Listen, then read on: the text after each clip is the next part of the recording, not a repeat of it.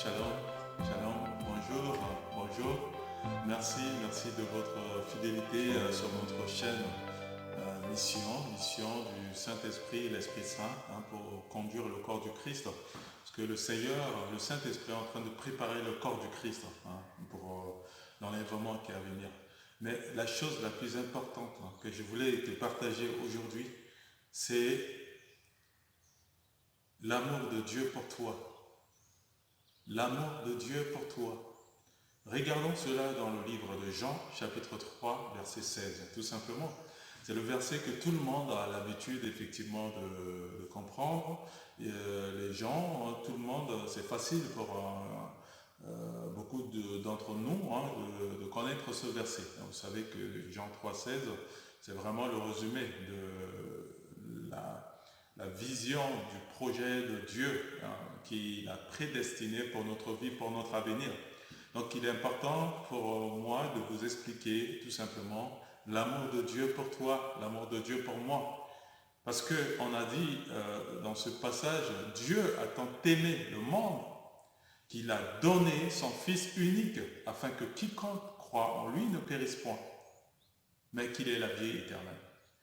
La vision de Dieu, l'objectif de Dieu, le projet de Dieu pour toi, pour ma vie, c'est que nous ne périssons point. Il nous a créés pour des bonnes choses, pour des grandes choses. Il ne nous a pas créés pour que nous soyons dans le périssement. Et c'est Satan qui est en train de se diriger vers la perdition. Donc Dieu t'a tant aimé. Il t'a aimé tel que tu es. Ne rejette pas le Seigneur, ne dis pas que Dieu n'existe pas. Mais il t'a aimé là où tu es, quelle que soit ta situation. J'avais rencontré une sœur qui me disait que depuis plus de 8 ans qu'elle est avec le Seigneur, elle n'a jamais senti l'amour de Dieu auprès d'elle. Et à ce moment-là, j'ai partagé ce verset.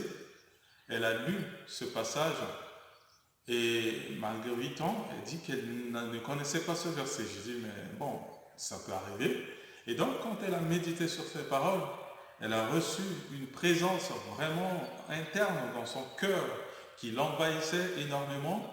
Et tout à coup, tout ce qu'elle avait comme douleur, parce qu'elle a ces fréquences de règles douloureuses, mais ces douleurs sont parties définitivement. Et ça fait depuis 2 ans qu'elle m'a témoigné, elle me dit qu'elle ne ressentait plus de douleur.